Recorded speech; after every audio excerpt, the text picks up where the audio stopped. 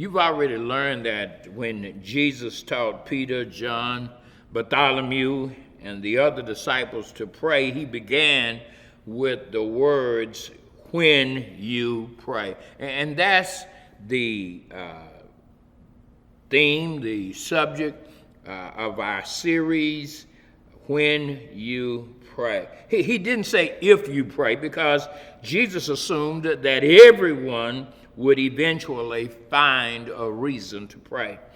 One of the first questions children used to ask their Sunday school teachers was, if God knows what we need, if God knows what we're going to pray for before we pray, then why pray? You've heard that question before, haven't you? Or maybe you haven't. I don't know in this present context if that question even has legs. But back in the day, they used to ask Sunday school teachers and even parents, if God knows what we need, knows what we're going to pray for before we pray, then why pray? And this question is still a good question, however, even in our secular culture.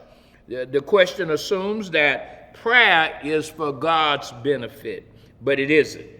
It's for our benefit. When we pray, we aren't giving God new information.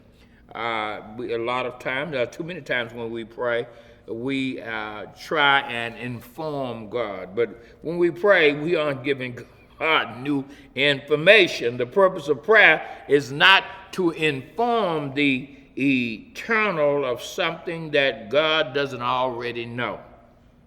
What then are we doing when we pray? Well, I believe that when we pray, we are opening ourselves to the God who is always open to us. Did you hear that? When we pray, we are opening ourselves to the God who's always open to us. You see, prayer doesn't change God's mind. It releases God's ability. Prayer doesn't change God's mind. It releases God's power. Jesus taught his disciples to pray, give us this day our daily bread. That's the fourth petition that we have in this series. Give us this day our daily bread. Give us this day. It's not give me. We don't pray in the prayer that Jesus taught his disciples to pray. We don't pray, give me this day what I want. We pray, give us this day our daily bread. Give us.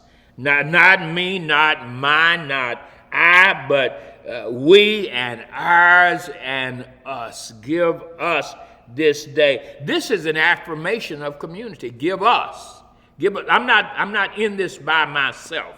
Give us. This is an affirmation of community. This is a declaration not of independence, but interdependence upon one another, which is too often neglected and in an affluent society.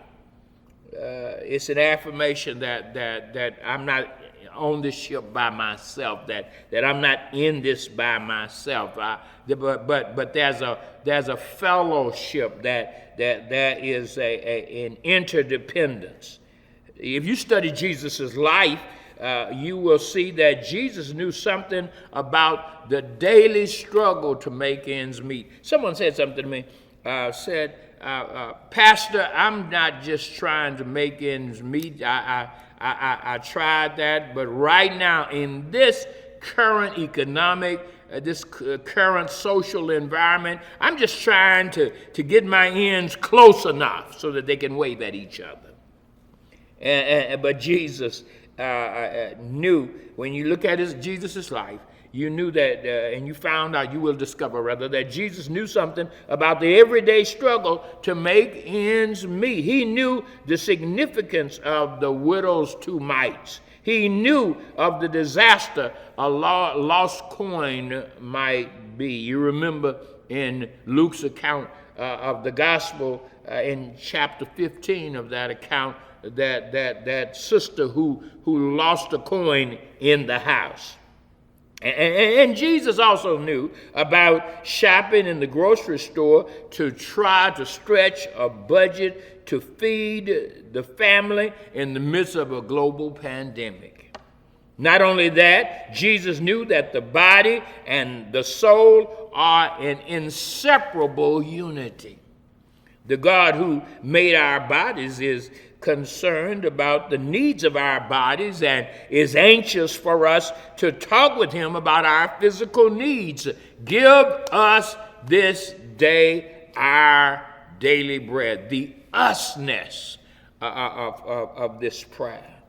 Greed is an unchallenged sin in America.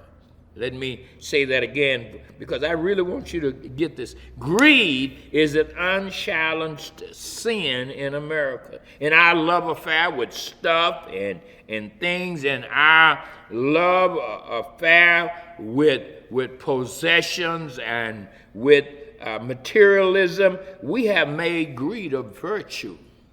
Isn't that something? Truth is, greed not only does immeasurable damage to the needy, greed is a sign of faithlessness. We hoard more than we need today, don't we? And we hoard more than we need today because we're afraid that God will not provide for tomorrow. You remember at the onset of the COVID-19 pandemic, the SARS-2 pandemic, you remember how people were fighting over toilet tissue. Can you believe that?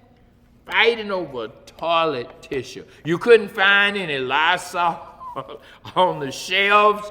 There was some other essentials that you couldn't find any Clorox or any of the on the shelves because people were hoarding, and we hoard more than we need today. There are people who are stocked up to the year 2030 with toilet tissue. But we hoard more than we need today because we're afraid that God will not provide for tomorrow. But the Apostle Paul assures us that God will supply our every need. God is indeed our need supplier. And I believe that conviction informs this petition. Give us this day our daily bread. Give us. We pray to God. We pray to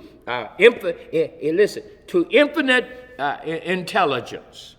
We pray to what Dr. Leon Wright calls, to that person Dr. Leon Wright calls the cosmic ultimate. We pray, give us this day our daily bread. And listen, the proper response to prosperity is not greed, but compassion. Did you hear that? The proper response, literally, to prosperity is not greed, but compassion. Give us this day,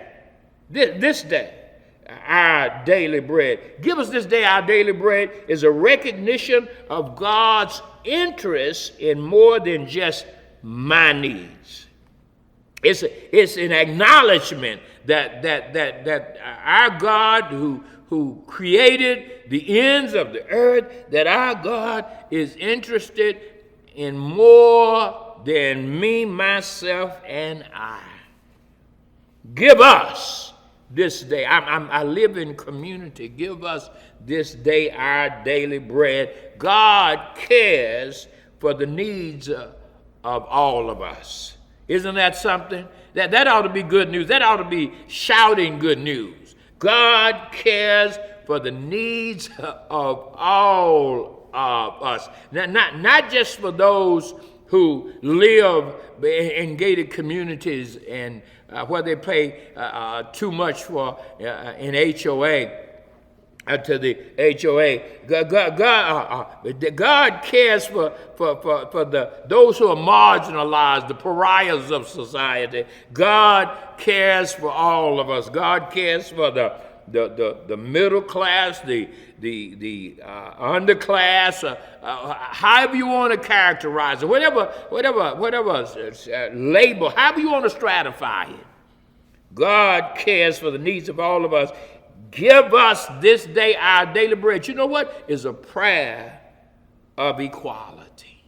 Give us this day our daily bread. I thank God for you. I thank God for this opportunity to visit with you. I'm Pastor Michael Bell of Exciting Greater St. Stephen First Church, and I trust that you are being blessed and strengthened and encouraged by this series on the prayer that Jesus taught his disciples to pray, and my assignment is give us this day our daily bread. God bless you. I thank God for you in Jesus' name.